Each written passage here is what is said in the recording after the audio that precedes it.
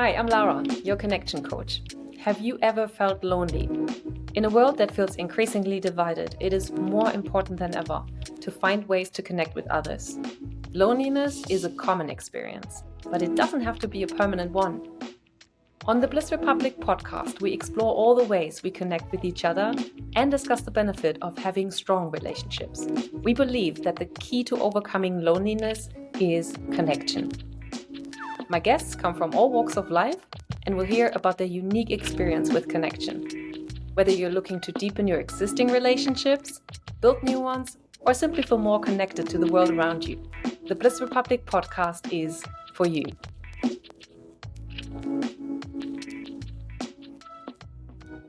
Well, today on the Bliss Republic podcast, we have Jackson Goding with us. Jackson, you are a clinical psychotherapist with your own clinic in the north of Sydney. You work with clients in the field of relationships and self-care, and you have an ebook available online and run a program called My Non-Negotiable Self-Care. You also started a podcast, which I hope to be joining on myself soon as a guest. So welcome to the Bliss Republic podcast today.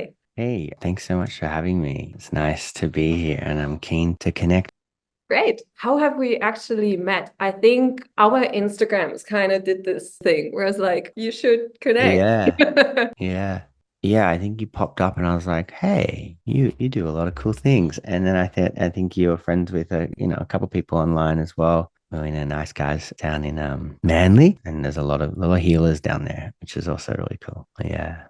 Your practice is called Finding Reason, and that's your branding as well. What does that mean to you? So it's find reason therapy. What that means to me is a couple of different things. Originally, I wanted to work in suicide prevention. I had a friend that died by suicide when I was growing up, and all these boys in this private school came together. I didn't go to that school, but I grew up with all those boys, and just sort of seeing all of them be really impacted by and shocked by that was just really profound to kind of see. And obviously a little bit outside their inner circle, but it was just a hard thing for all of us to kind of go through. And I just, it was at that time, or probably, 15 years ago, maybe now. I guess, How old were you at the time? I would have been 18 or maybe 19. Yeah, I mean, it was just a really hard thing to see. Like, no one had an opportunity to really talk to him, and no one really knew what was going on for him. And they all wished that they did. And I think it really sort of sparked a lot in that group of people to try and like reach out and talk more, connect more with their friends and especially men. Originally, I wanted to work in suicide prevention. I thought that the worst things can get is you take your own life. So that kind of landed me in different opportunities. I was working for Lifeline as a suicide crisis supporter. And that, I guess, part of that program and modeling was all about finding their reasons to live. So that sort of sparked a lot of the name as I was trying to figure out what I wanted to call Find Reason Therapy. But by the time I landed on or was ready to jump into private practice, I was actually, was exposed to a lot of different work and realized that, sometimes suicide isn't the worst thing that can happen. It's actually living and breathing and continuing to have the experience of trauma kind of reap and cause havoc in our life. And I work with a lot of clients now that do want to die, but aren't going to do that and have to live with it. So it kind of molded into we still need to find reason to wake up, move, connect, get to therapy, whatever it might be. And it's got lots of multitudes of meaning. It all comes back to that. You just explained that the reason why you started working in therapy was from this experience of a friend committing suicide. Has that been since then your primary field and focus? And how have you evolved from there? And what's your sort of focus now? I was already studying. I was already studying to do, psychology. I originally started doing psych before I did my master's in counseling and psychotherapy. That just sort of helped me narrow down my niche, which again has then evolved into really working with people with trauma. I think self-worth and relationships or how we show up in relationships come back to everything. And that's probably the friendly, nice way of saying, let's work on your deep-seated childhood trauma is through, self-worth. And that just became more and more clear for me. So I guess that's what I specialize is really helping people feel better in themselves and how they're showing up in their relationships or not showing up in themselves or relationships. So inner child work, is that something you have to get into if you want to heal your relationship with yourself? I mean, there's plenty of people not doing it, and I guess being in healthy and functional relationships. I think the thing is, if we want to get deeper in our connection and we want to sort of explore more around how we can be more aligned in ourselves and actually feel in a really authentic way, then yeah, we've got to look at all parts of ourselves. And a big part of that is our experiences throughout time. A lot of our core beliefs are made when we are in a very, very early vulnerable place where we're little sponges walking around waiting to get sort of hit with positivity or, left with things that kind of create pain or, question of self. So I think everyone can benefit by understanding more about who they are and what they received or didn't receive when they were young and how that shapes our view today. I've got one friend that, he's probably my most healthy friend, I guess. And he's always like, no, man, I don't have any shit. I don't have any shit. No, I'm good. I'm the most secure, attached person ever. And I was like, we're going to find something, and not to figure out what trauma he has, but it's more into the sense of really kind of unpacking, like, you still had things where your parents couldn't have met every single one of your needs. And if we look at the way that you show up in your relationship now, or your partner and the issues that she sort of has with you, the conflicts or the ways you rub against each other, that's not because of your relationship most of the time. That's because of all of your past relationships and the way that you've started to shape the world. And it's not that everyone's traumatized. It's to say everybody has experienced an array of things that can shape how we see and think and feel and do in the world. Yeah, I always like to relate to the set of knives. When we're children and our functional or non-functional environment has an impact on us, it might be that we get a little cut into our skin, but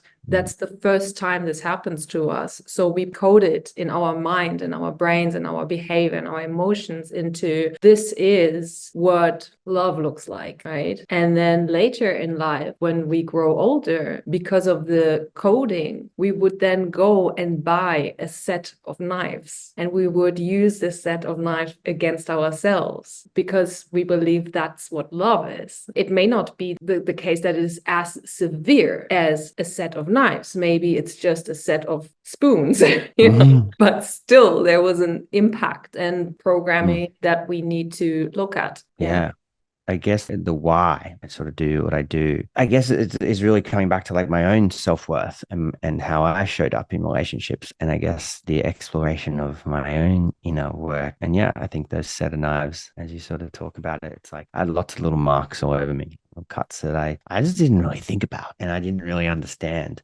I mean, I think I said to my second or third therapist, I said, he asked me, why are you a therapist? And I said, oh, I want to help people. And he's like, that's bullshit. And he told me, why I'm a therapist, because my mum was an addict and I was a parent for a really long time in my early childhood. And I got really, really good at it. And then I had this overwhelming need to be needed. And I got all these incredible bits of worth from doing all these things. And my sort of whole being was defined and my identity was defined by making sure that other people were okay. So by nature, he became a very good therapist. Obviously needed to do a lot of work to be able to get to that point. And that blew my mind, because I go, fuck, why am I a therapist?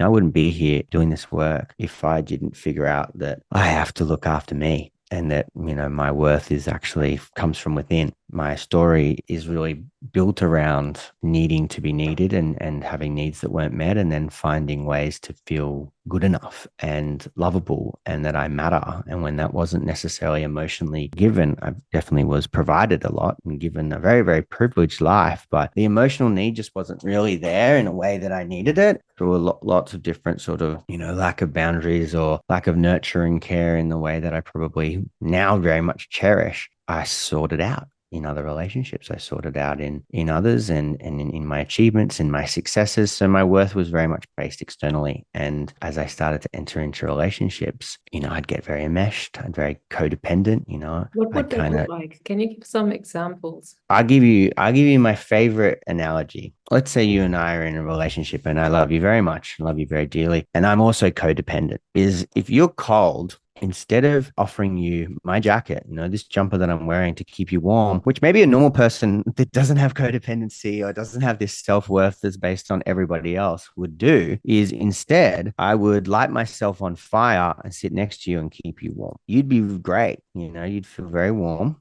But I would slowly burn and I would slowly lose that fire, then get resentful that you didn't put more fuel on my fire. And I couldn't figure out where I'm going to get more fuel because you're the one meant to be giving it to me. And eventually I'm burning and burning and burning. And that's becoming more depressed and more resentful and more pain, more loneliness when I have this person that loves me just for me, perhaps. And that's just not enough. And I would give and give and do and do. They say there's the 5 love languages. I always forget one, but quality time, words of affirmation, gift giving, acts of service, physical touch. I'd give you all 5, but you don't need all 5. You probably need one that you receive love the most, maybe words of affirmation. I just give you all 5. I waste all my energy trying to give you every single one of them so that you feel the most love, because then selfishly you'll love me more and then I'll be okay.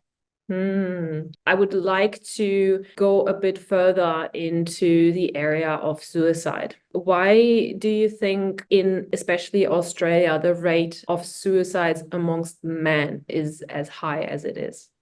It is changing our society. Unfortunately, that being said, our suicide rates aren't necessarily declining. I guess that what's improving is we're getting more and more available and connected, and I guess more awakened to be able to know that it's okay to have emotions and have our feelings and speak out and connect with others. But there's still a lot of us that can't. And there's still a lot of us that have intergenerational trauma or continuing messaging from our parents or just people that we're spending time with in our close circles, where despite the pain and suffering and loneliness and shame that might be going on for a man, that can't be reached and they don't know the way to do that. And if they do, it's sort of a difficult thing to then maybe navigate, and we don't know really, maybe the ones that they're doing it to know how to hold the space for that and then where to go with that. Unfortunately, men, as opposed to women, take a more lethal attempt at suicide. So they're more successful because of the lethality of it all. So they will use guns, obviously less happening in Australia with the guns. They will take the exact amount that they need to overdose. They will electrocute themselves in baths or hang themselves from trees or whatever it might be, or gas themselves in cars, like obviously very graphic. But, men do more lethal ways and women make more attempts. Men are more successful in their attempt. I think it's about 8 a day people kill themselves in Australia. More of them are men. So there's definitely that idea of men not sure where to go and not being sort of modeled the way to express themselves and have emotions in ways that they're able to kind of release some of that emotion. There's a lot of change happening and there's a lot more availability and access for men, and that will reduce our rates over time. But there is still a massive need for, services to come together, access to come together, community come together, and to be more collectively holistic in our approach to connection with each other. I must say that the people that I've come across in my life, more men that I've come across than women, say I don't need therapy. I guess it comes back to what each individual thinks, what it means to be a man, or what it means to have masculinity. One of my favorite labels, I'm not wearing them today, I'm normally wearing them living. Their whole thing is it ain't weak to speak, because there's still this idea that it's weak to talk and vulnerability is not a strength, it's a weakness. That has a big detriment on people's willingness to step into it. And if we look at the people around them, maybe it all depends on that community. If there's 6 blokes on a job site saying that they all just accessed EAP, their employment services because, Dave fell off the side and died, and the one guy doesn't, like, he's in the minority. So they're going to come around him and say, hey man, you're still struggling. We've all got this off our chest. We're coming together and talking about it, and you're the one that's a bit quiet. That group's going to check in on that guy. That group's going to hold that guy accountable. If you're in a different work site and you got none of them even mentioning it or making jokes about it or knocking off early so they can all drink or whatever, the community and connection and group around them is going to be a big influence on that. Then the statistics now are still quite shocking, is most people, women and men, only have one person that they can call. if they need something. Wow. Like the majority is that most people only have one person they could truly call and connect to. For a lot of men, and why that statistic's probably really low, because for me, I probably have a lot of people that I can call. I'm very blessed. But a lot of men have zero. A lot of men just go, no, no, no. I'm just going to take that out on my dog or my wife or my kid through my anger that is myself. unprocessed, or myself. And yeah, honestly, to the worst part is then I go and can't take it anymore and I die or I'm violent. One thing that always keeps coming up, and you just said it as well, which Brené Brown summarizes so well, that at the core of connection is vulnerability. But if you're not willing to make yourself vulnerable, then you're not connected. Well, I mean, I've got it on my wall, Brené Brown quote. Vulnerability is the risk that we need to take in order to experience connection. So, I mean, she's the superstar queen of the field in terms of vulnerability and addressing your shame. And I think that's a big part of it.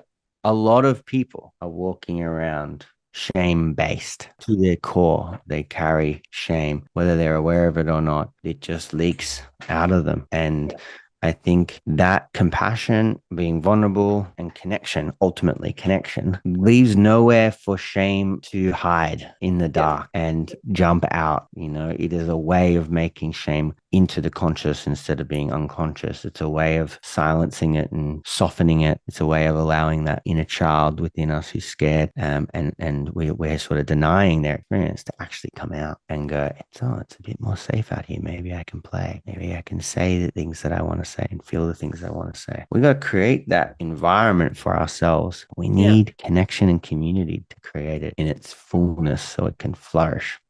When you are surrounded by friends and you may not be in a place where you notice that they're struggling, you mentioned that your friend who committed suicide, you didn't notice, and no one really noticed what he was going through. What would be ways that we could notice that maybe they are having suicidal thoughts, that maybe there's something worth asking, are you okay? You know, you said, when is it okay? It's whenever you want to ask if someone's okay, ask. I think that's probably the most important part. And then when they say, yeah, good, thanks, how are you? You say, that wasn't what I was looking for. And then we change it up and then we wait until we see what we can get. But I think beyond that, it's always okay to ask someone if it's okay. And if it's uncomfortable, acknowledge that and step into it anyway, especially if you're starting to have maybe some of the indicators that I'll start to talk about. You're kind of talking about a guy that's not even at a point of expressing what's going on for them. So obviously a bit more in the dark for someone. We got to first start to look at noticing the differences. Where is this person at that is different to what we normally see? If they normally come to the beach on a Saturday, or they normally, reply to the group chat, or they come to the events that we have, or they normally answer their phone, whatever it might be, just starting to notice what are the main differences. These are your first indicators of something's going on, whether I know it or not. And you might not know the reason they had this thing being built up, or this experience, or what's going on in their relationship. And a lot of people don't know. But I guess it's being able to notice, what are the differences, and then starting to get a bit more curious. I definitely lead with curiosity around, like, what's that about? Where are these people at? What might be going on for them? And immediately we're checking in at every single point. It's okay to do that. And I guess the more shut down or silence that you're getting from them, then more concern, more curiosity is clearly kind of needed. I guess being able to look at those differences is going to give you a little bit of a clue into where someone might be at. But then just in the way that they do have conversations, so general conversation, I guess a shame-based person, you can look at different little bits of different things where it's just like, again, if this is not the norm of the way that they are, they're blunt, they're short, they're critical. And is a big one. If they start to be like a little critical of what's going on, like, oh yeah, why'd you get that new car or whatever? Why is that? Well, because a person that sort of is critical, with judgment, or sort of suggesting something, is generally it's about them and not about you. Because what makes them say anything that is somewhat negative towards someone without something else really going on for them? They're giving out something like that straight away. So again, if that's what they're normally like, then we got different ways of moving in on them. But if that's new, and even more, it's like, hey, this is the energy that I'm getting. But I guess we get critical because, I mean, it's just shadow stuff, right? It's like I project onto others what is really going on inside for me. And if I'm self-critical and negative in here, that's why bullies bully. You know, a lot of shit's going on at home and they come into school and they start bullying their kids because they can't bully their dad who's bullying them, or, you know, they feel like fat and not good enough within themselves, or there's something wrong with them and the way that they look. So they put it out and they get critical of others, looking at someone that's already sitting with a lot of shame and feelings of pain and loneliness and depression. They're thinking about killing themselves, then they're going to have a bleak mindset in general conversation in certain things. And we're not always going to see that, right? I posted something the other day where it's this beautiful story around these guys, these two guys that come out to a football game, and every single week, and this guy's checking in. He's smiling, he's good. So he's like, yeah. And this guy just sits there every week. And he doesn't ask him further questions. And then that was the guy that was doing all the asking that ended up killing himself. So we just don't know a lot of the time. And this is why we've got to get curious no matter what, have more work on ourselves so that we aren't afraid to go in and talk about what's really going on. And someone says, how about this weather or whatever? I'm like, motherfucker, get more deep with me. Like, how have you been? And I go sit down with my nana and how are you? Like, I really want to know. She's like, oh, I've been good, thanks. What have you been doing? Not much. What do you want me to do with that, nana? Like, I want to know you and I want to know how you are. Like, give me a little bit more. You know, when we do more on ourselves and we're comfortable with ourselves and we want a little bit more depth from the people that might not have the capacity for it, people still like it. When we get to a point where we can connect in a way that's not abrasive and in their face, and it's soft and it's caring, it's compassionate, people might not open up, but people will become a tiny bit more available. So eventually we might start getting a little bit more of an idea around what's maybe going on for them. And let's say they do start speaking. So when they open up and they say, I have not been well, where do we take the conversation from there? The most beautiful thing you can do as like an active listener, so someone that's really trying to show not just their ears, but with their body and their eye contact and really sort of being as we are now with each other. It's looking and listening for invitations. And what I mean by that, it's an invitation such as, I just don't really know what's the point anymore. I'm a bit over it. I can't be bothered. Life's just getting too hard. These are invitations for you to go, thanks for the invitation. Now I'm going to move in with some different kind of questions because you're giving me this information that is alarming. And I know it's really hard because I've done it a lot of times, but I don't care if it means I'm going to get something that's so important, which is an answer to the question, have you been thinking about taking your own life? Or have you been thinking about suicide? Like, I want to feel the fear and embrace it and do it anyway, because the difference is life and death in some of these instances. And, you know, that might be very confronting for another person to hear.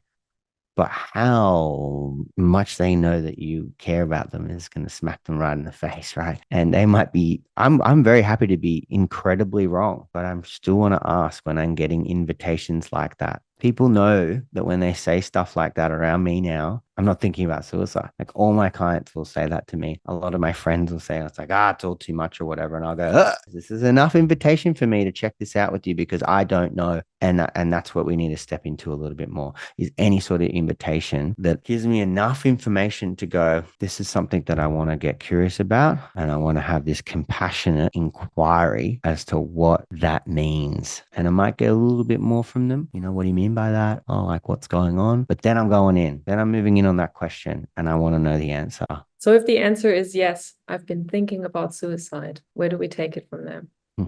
Really good question. Look, this is very important. You can only do what you are capable of doing. You can only take on your role in this. If you are just another person being with another person, your capacity is within the realms of your friendship and the realms of your availability and emotional state to be with someone who's dealing with something like that. Once that is fulfilled, then we move on. So you get to decide what that looks like for you. Because if you immediately like, well, have you talked to your doctor? Have you talked to your therapist? Have you called Lifeline? It's like, have I used up the capacity that I have to sit with you a little bit more with what you have? And then I'll refer on. If I immediately like, well, you shouldn't be thinking that. If I guess you should go and see a therapist or whatever. That's like we're doing better, but we can still expand. Look at like a balloon. It's like a balloon's only going to be able to blow up a certain amount. And you get to decide is being able to go, I can hold this space and I can keep listening and gain a little bit more information. From there, it's figure out is that something that you have a plan around? Is that what's the intention? Is this just fleeting thoughts? You want to get a bit more of an idea around the seriousness and the imminentness of their risk. If it's imminent and they're about to go and do it, we're not going to let them move too much. We're going to keep them where we are. We're going to call an ambulance and we're going to figure out how we, approach whatever we need to approach in terms of getting immediate assistance. Most of the time, if people are sharing, they're not imminent, but they are thinking about it and they might have, some plans or whatever. So being able to kind of get a little bit of an idea around that and then creating a little bit of a safe plan is probably the best thing that we can do. Who else knows? Are they planning on drinking and drugging or whatever in the next couple of days? Like, is there other people around them? What are they doing to look after themselves? Really getting an idea of like the assessment. Everyday people can do this too. And then we move in. Where else can we go to support? What can I do for you? What do you need from me? How can I help? Those basic prompting questions where we might get some responses. We don't know until we ask. Moving in from there is going to be really, really important. Hey, I'm going to check in with you later tonight. Can we agree that you're going to message me? That sort of thing. You've been thinking about going and seeing a therapist. Okay, can we check in tomorrow? And you're going to agree that you're going to reach out to that therapist you want to have a bit of a consult call with. So it's almost like giving them a piece of accountability. Essentially, it's creating whatever safe plan that we can with what they're willing to kind of do. Another really good thing, and again, it depends on someone's receptiveness to this, is getting them to download the Beyond Now app, which is a suicide prevention app by Beyond Blue. Which really just sets up a safe plan for them. Then they can also have this plan that's sort of set out and they can share that with people too, so that they're knowing these are the warning signs, these are the safety plans, these are my support people, these are the numbers I can call, these are my strategies, this is how I'm going to cope. That's a really good app. Yeah. Feeling depressed, where does it come from, and why do people speak about some form of crisis in identity when that happens? There's lots of different ways to look at depression. The way that I look at it is we are all humans with needs, and depression is a combination of things that are unmet needs. So we're walking around with unmet needs.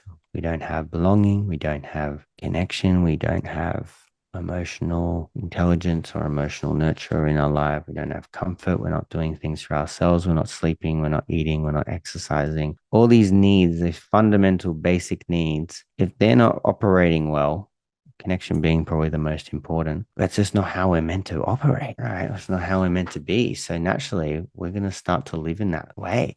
We're going to see what it starts to cost. So I think depression really is, a bunch of different needs that aren't being met, and we're really stuck in not being able to meet them. And we don't know where to go with a lot of that thing. We don't give ourselves enough space to be able to then go, all right, how do I break all this down? Obviously, it can be very complex. I treat a lot of people with treatment-resistant depression, which is obviously a much more major depression disorder, which is probably a little bit more complex, right? But still comes down to the fundamental things. If you're trying to change your job because your job is the thing that's making you depressed and you're not eating, sleeping, and exercising, good luck. It's not going to be the thing that fixes you. If you change and move countries and you're still not doing the basic fundamental things like you can for self-care, actually really looking and identifying what you need, what your emotions are, and every single emotion has a need, then yeah, we're going to find different ways to cope. Depression in itself serves a purpose a lot of the time. We can stay in pain and that be its own reward. A lot of people don't want to get not depressed because when they're sad or upset, people come around them and then they learn that if I get rid of depression, does that get rid of connection? So we stay in that cycle unconsciously. But again, it's like, what would actually happen if we took that away? What would your life actually be like? What would shift? And for a lot of people will be like, fuck, that might be good, but it might also lead to, then no one will care, right? Which obviously isn't everyone in every case. But again, if we don't know how to get our needs met, we'll try and numb, right? We will find ways that we know how we've had building this whole time, which is, shut down, drink, eat more than we need to eat, smoke, sex, whatever. We'll just find different ways of coping because there are plenty. We'll keep scrolling on our phones, because that's going to take us out of the pain, and it's going to give us this temporary relief, potentially even reward. And that's addiction. And there's lots of them. Mm. When it comes to healing and really getting to know yourself and your core emotional needs, I've always made vast progress by surrendering and fully leaning into an emotion and embracing it and almost like becoming that emotion. However, some therapists recommend to not lose yourself in an emotion. What's the difference? Can you give me an example of when you fully immerse yourself in emotion and what it looks like? Yeah, I was walking through life without the emotion of sadness because of another programming that happened in my childhood where I didn't allow myself to feel sadness. Any emotion that would seek attention or seek neediness, my mother in that instance would say, don't lean into the emotion, because she was stressed. She didn't have the capacity to deal with that. She would cut it down, shut it off. So what did I do in order to be loved and not rejected? I would then stop allowing myself to fully feel what I'm feeling. Yeah. When I realized that's what happened, and I started to try to do the opposite and went into, I'm feeling sadness right now. And I was in South America, and I remember I was flying from Cusco to Santiago, and I was meant to go down to Puntas Arenas in Chile, and my flights got canceled, and then I would miss the following flight, and I had a friend waiting for me from the other side of the world on this like end of the world spot. And so that was a big trigger. And what happened there, I bawled my eyes out in the middle of the airport shamelessly. And it was the best feeling because I allowed myself to have that emotion of sadness become me, to flow through me and just fully express it without the fear of any other influence on what I'm truly feeling in that moment. It was a very freeing experience when I leaned into, all right, I need to cry right now. I'm just going to really cry right now. And I'm really going to feel this sadness. Upon doing some reading on that as well, it says that an emotion fully embraced won't stay with us longer than about 15 minutes. Yep. On the opposite end, a lot of people say if you are really fully leaning into your sadness, you might become depressed, and that might become your default. And then you might become that sort of really sad person, and they will never leave your life. And I think that's what a lot of people are afraid of. Yeah. I think a lot of people are afraid to lose themselves in an emotion and have that emotion take over their lives. Actually, that's like you choose to embrace it and you don't have it run as a program. So you're in control versus it controls you. Lara, let me ask you a question. When you were young in those experiences where your ability to feel your feelings was denied, would it have been safe to feel them? No. So when you fully express yourself is when you felt, how did you feel when you could? You said you were shameless. You said you were in an airport. Did you feel safe? Yeah, no one knew me. It was at a point where I did look at my past. I became aware of what was happening. What's the default? I got triggered. Okay, I notice now consciously my emotion of this and That's that. right. Up, overwhelm, sadness. So I was already aware. Yeah. And my answer to reprogramming myself is doing the opposite. Yeah. So that's then where I was like, oh, this is coming up, it's boiling up, and I'm here in this airport. And usually my old self would have been like, if people see you crying, it's embarrassing, you can't do that, it's unsafe. That story that I was programmed to believe. Yeah. Now, here I am saying, I don't care. I need to feel what I feel right now. Yeah. I mean, it's beautiful. The important part, you had to go in and start to find you before that was safe to do that. You started that with like, finally, I got to the first time where I can fully express myself. If you fully express your feelings for the first time, and that part of you that was never able to do that does that, it can be very damaging, right? Because if you're unhinged or it's that's out of the floodgates, then it's been driven by being overwhelmed, then that, let's say, that inner child that's never been able to fully express themselves, being able to fully kind of get to a point where they can be seen and heard and witnessed and understood and loved and cared for and accepted in their authenticity to be who they are in their feelings, then that wouldn't have been possible. You Yeah. had to go in there and understand her because she wouldn't have trusted you to start with because you Yes. probably had a journey of Yes. maybe letting her down as well because that's what you learned to do is to let the little version of you down and not show up for them. So when she first started doing the work, I don't trust you at all. Well, Yeah. how do you know that you're not going to let me down again? How do I know that you're not going to abandon me? You keep abandoning me. Every time I have a feeling, you won't let me feel it. You had to get safe and she had to start to trust you before it was okay for you to be able to do that. So what you're saying, before I was gaslighting myself, before I was invalidating my experience.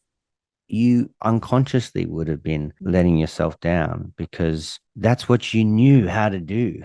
We do this, we repeat what we can't repair or we don't repair, right? So our original teachers are our caregivers, and they have these scripts and these manuals and these programmings that then they're passing on to you, and then we learn that. So everything that we keep doing is either a complete similarity to them or the complete opposite before we start doing the work. The opposite of dysfunction is more dysfunction. When we start to look into the midst and middle of it all, then we're going to start to be able to change the way we experience. It all comes down to, am I going to be able to contain and nurture and support myself in the fullness of my expression and my emotion? For me, I probably wouldn't be able to fully cry in an airport with other people watching. And that is, me respecting my little boy that's like, whoa, whoa, whoa, whoa, whoa, whoa, we can't do it here, and I'll trust him and I go, okay, well, we need to do this, little man. If we're not going to do it here, we're going to do it later. For you and how beautiful that is. This needs to happen. It's coming now. Are we safe enough to do it? Yes, we are. Let's fucking have a bit of a cry. And overwhelm is dysregulation. We're starting to get dysregulated. Bring it right back to your question. It was like, should we or shouldn't we kind of thing. And if we feel too much or we not fully expressing ourselves, is really it's that if we're out of our window of tolerance, where it's too overwhelmed, where we're too in that volcano explosive place, or it's become the complete opposite, where we go into that freeze, shutting down, disconnecting, dissociating space, that's not process. We're not going to be able to process properly. You have to have a safe container, like a beautiful little island that's not got the volcano, it's not got the icebergs. It's that safe with nice waves that we can kind of handle, even though they do crash and go in and go out. Where you go, this is an okay place, and I feel okay enough to be a bit dysregulated by some big waves, but not all the way overwhelmed that I'm not going to be able to have any control. So you fully express your feeling in enough of a way that it didn't become out of that window, out of that island. When we do these big trauma release works in, people all over the freaking beaches and, we're all doing these big breath works and ice baths and all this sort of stuff. Everyone's doing some big, deep trauma work because it's sexy. We want this big quick fix, but if your nervous system and your safety complex has not been sort of established, then we might put you into an overactivated, overwhelmed place where we're actually not going to process what's going on in that space. Get to a place where you've got that awareness and you can understand your triggers and you know that you can be with you to fully feel. Yeah. Yeah. So I would like to dive a bit into relationship space. Yeah, man, let's I'm do it. ready. Yeah, we're going. Let's go All right. deeper. What are the most common problems people come to you for in terms of relationships? The common problem people walk in with is not necessarily what they walk out with. They walk out with more problems. What do you mean by that? So they walk in going, oh, I'm having difficulty with my relationship. We're not communicating. That's the number one reason relationships break down is communication. And that's what most people will tell you. And then most people would agree with. That is 100% the number one problem that happens in relationships that creates conflict. But what they walk out with is when that communication breaks down, when there is activated levels of tone. We're starting to yell, but we're right next to each other. Why do we yell? Right. The fact that we raising our voices when we're right next to each other is because our heart, our soul, our attachment with you is so far away and we're actually disconnected. And that's what the real issue going on, whether no one, what relationship issue you have and you show up with, whether it be infidelity, communication, anger, shutting down, not having sex, lacking of intimacy, underneath all of that is there's the disconnection issue. Essentially, there's a lack or there's a breakdown in emotional closeness and the ability to be intimate with each other in that emotional way. So essentially showing up for each other, responding to each other, and engaging with each other. It's attachment-based cues. When I'm not being shown up for, that's got a story to tell already. What do you Generally, mean? in my past relationships or in my original, OG, the big caregivers that I started life with, is there was times where I was left. There's times where I was abandoned. There's times where I didn't quite get the needs that I met and I started questioning me. So when anything like that, even slightly starts to happen in my relationship, when I'm feeling a little bit more conflict or triggered or to break down communication or I'm not feeling as close, that's what goes off in my brain. That this is familiar. This is a threat. What the fuck do we do? And we either pursue, reach, fix the problem, or we shut down, retreat, withdraw, right? It's one of the two. And we tend to sit in one, but I tend to sit in both. I'll pursue, and then shut down, right? So again, it's that thing that's triggered, when we're talking about real conflict or real disconnect.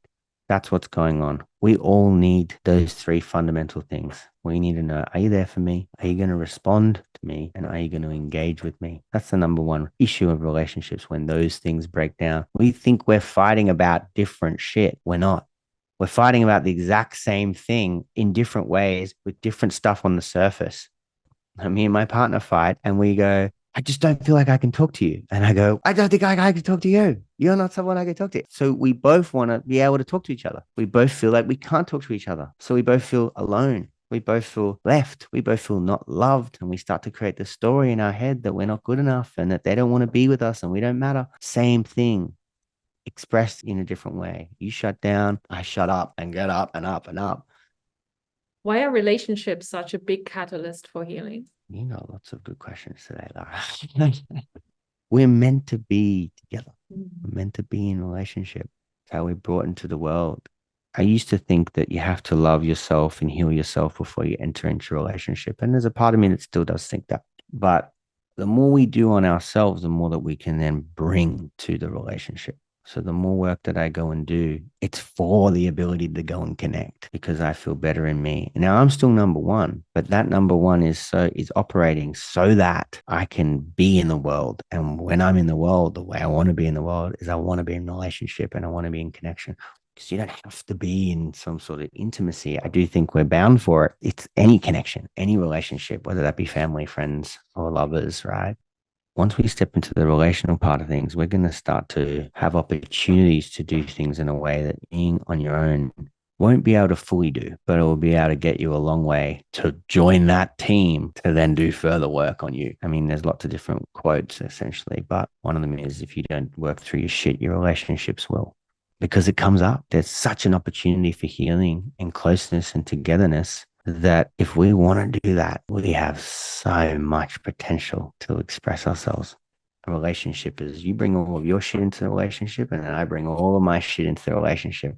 And then we're kind of pulling away this knot that we've decided to combine together, which is all your intergenerational trauma, all my intergenerational trauma, all the way that we see each other in the world. We've already got to show up with ourselves. That's hard enough. Then we bring you into it. So we're untying this stuff that's been given and passed down onto us. And we want to break these cycles. That's why relationship is so healing. When we start to pull away those things and start to go, I'm not going to do this anymore. And I'm going to bring it all to the surface and have a safe place to work through it. And yeah, I mean, there's nothing more healing. I would like to address the space of narcissism. Is it a thing? And can you please openly share your experience with it? Where do you think it comes from? Birth. People won't like hearing this. We are born narcissistic, all of us. We have to be. The world, it revolves around us. The way I decide anything as a child, I put me in the center of my own world to make sense of everything else in the world. I'm egocentric, I'm wonderful, and yeah, I'm narcissistic. I want everything to go my way. I want my needs to be met before your needs to be met. I want to be able to express myself without consequences. I want to be able to not have empathy for the other people that might be suffering in this because I'm a kid and I'm dependent on you to make sure that I'm okay. That's the role of a child. We're dependent and we are of value for that. But that needs a lot of attention. We have to have a lot of attention to make sure that we can then mold this beautiful little being, continue to think that they're of value, to continue to be able to express themselves, to continue to be imperfect, to continue to have their way and their dance between being out of control and in control, being moderate and spontaneous, being bad and good and rebellious and perfect. Like we start to see all this dance. We're creating a place that they can safely explore and, design their own mind through molding and being a sponge to certain things. Then we have a really beautiful human. I'm biased, but I don't know a lot of purely securely attached human beings. I don't know if it exists, right? Apparently it does. Apparently 60% of us are securely attached. That's because the rest of us who aren't in relationships are either avoidant or anxious. There seems to be, we've had some sort of impact. We've had some sort of less than nurturing experience. So again, if I look at worth, we're born inherently worthy. And then somewhere along the line, our worth is in question.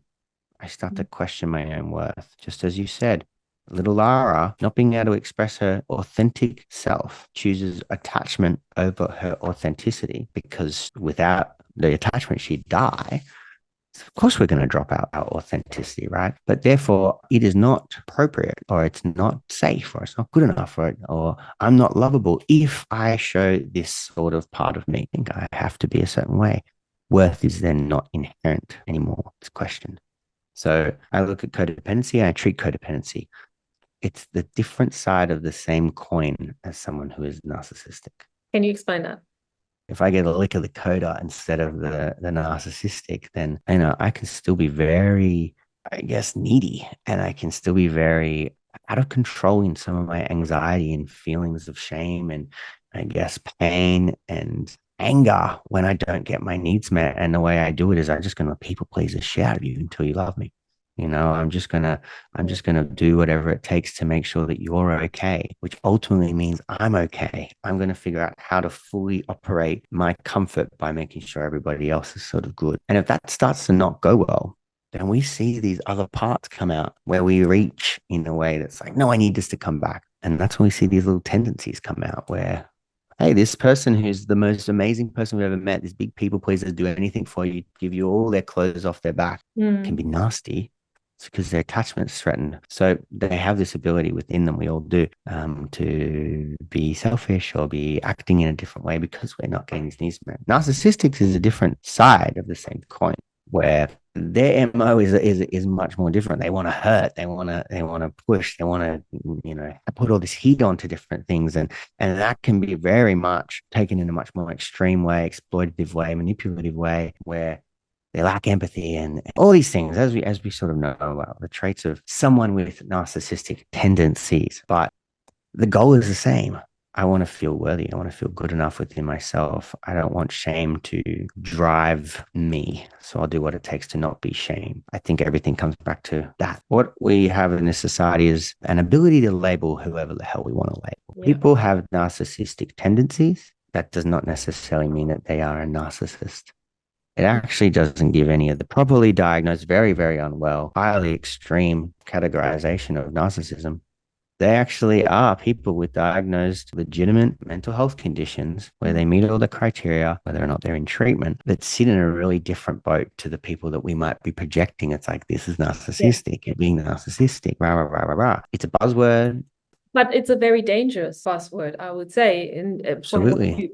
What you just mentioned, a lot of people that would be labeled just by our pop psychology, let's say, narcissistic, are actually deeply codependent people, which have their reason for their behavior in a good root cause, let's say. They're deeply shamed people. They're people that have so much going on within themselves that, again, it's the same thing as being critical, right? It's like, I can't handle my own reflections and do the work within myself. I'm just got this barrier of you can't hurt me, you can't harm me, and I need to stay in this better than position in order to keep myself safe. If you start hitting the head on that with an individual, they won't like it. But they also might be seen for the first time. You're just a very scared and lonely person that just wants to fit in the way that you're going about it is very explosive and detrimental to yourself and to others and creates so much harm. Yeah. It's the same with violence. What if a person is in that space, but they decide to not seek help, not change anything, not work? And as you said earlier, sometimes of these patterns serve us. So if you're in that space and you're actually, well, I am hurting people, but I choose not to do anything about it because it is serving me. How do you untie that knot? Well, I mean, the codependent would just keep trying. Yeah. We see the good. We'll change them. We'll get them to see. You can bring a horse to water, but you can't make it drink that water. And I have a lot of clients that I will walk around the lake until they get tired enough that eventually they will drink the water. Yeah. But that is a very difficult and exhausting space to be in. And even as a therapist, I decide when that is no longer serving me, where I won't work harder than my client. So again, if it's serving someone and what that would do to expose them, same with depression, is that what they would lose and how that would really cripple their identity and really have to help them space and shift the way that they see themselves. And that kills literally when we are exposed in that way and we identify that, fuck, we've just ruined every single relationship we've ever been in and now we're alone and we're finally realizing it makes sense why people wouldn't let go of that. Yeah. So there's not much you can do. You ask, what do? You put your own boundaries in place. You look after yourself. You really identify what it is that you need that's going to make sure that you're okay. And if you can sit in a space that doesn't get incredibly impacted by another person that's not willing or ready to do the work, then go for it. But keep looking back in. What does this do to me when someone is this way? What is it about me that stays? What is it about their behavior of not changing? What does that remind me of? Who do I wish I could have changed? We always can come back to ourselves and reflect. So would you say those are the most crucial steps for someone with a codependent attachment style to take in order to prevent getting caught in that loop? The most important step is starting to be willing to look at stuff and whatever that might be, hearing the feedback, exploring yourself in a different kind of way, expressing yourself. But then starting to identify, who am I? Where do I sit in the world and how do I see myself? If we can get that to a point of like, there's something there that's worth looking at, then we start deep diving in. My book is about radically putting yourself first. We don't need to continue to radically put ourselves first, but at the start, we do. Someone that looks in a place of, I've put others before myself my whole life, and now I'm deciding that I have boundaries. They're not good enough because those boundaries will be blurry and they'll be like little attempts at boundaries. We got to start to really say, no, we got to really look at, what do I need? How do I understand my emotions? What's my body trying to tell me? How have I gone about this life this whole time? And how do I going to find space to grieve that and then find a way to come back home, essentially? And that takes a lot of time and a lot of knowledge, then awareness, but then like real self-care to go, I'm going to show up just for me now. That's going to be non-negotiable, and that's probably going to annoy some people. And that'll be also something to be really curious about. People don't want us to step out of the way that we're being because then it won't serve them. Yes. We are coming towards the end of our podcast, and I want to already thank you so much for your time today and all the brilliant answers. But before we come to the end, I would like to ask you a question that I ask all of my guests. What is the most important thing that you have learned about love in your life? That it's like oxygen. We need it to live and survive. And when we don't have it, we start to suffocate, we start to deteriorate. And that starts with yourself. I want to make sure if I'm ever going to lose love, that I can still find love within. I'm with me for the rest of my life till my last breath. So finding a place to come back home when it's hard, the rest will come and it will go. And I think for those wanting to step into love again with others, or, reaching back out to family or whatever it might be, where love is this potent thing that potentially is going to give you oxygen, you've got to be ready to be hurt again because it's painful. There's a risk. You got to be able to be vulnerable. You got to be willing to be hurt. because love is so incredibly powerful, but it has its things that it brings within us. So connecting back to ourselves is going to make that journey a little bit easier. And yeah, obviously loving ourselves can be hard. When I have done lots of things no good, they're the days that are the hardest to love myself, but the most important ones to have compassion. Those two are probably the most important, is finding love in yourself and then knowing that love can be scary and painful. Thank you so much. I think there's so much more we could talk about. Yeah, So I yeah. really appreciate it. Now you'll have to come on mine, Lara, and we'll Oh, keep yeah. keep diving. You got two connection specialists sitting in front of each other, right? Ooh, let's get into it. Looking forward to it. So if people would like to know more about your work, how can they connect with you? Best way to connect with me at the moment is through my Instagram, which is Find Reason Therapy. And that has, my little link tree to my website, which is just findreasontherapy.com.au. And then some free resources, how to work with me and my team. I guess I'm around. Those listening in the Northern Beaches and on the North Shore, you might bump into me. Come say hi, come connect. Great. Thank you so much for your time today. You're very welcome. Thanks so much for having me. If you enjoyed this episode, please hit subscribe and share this episode with someone who can benefit from it. Have a beautiful day, bliss and bless.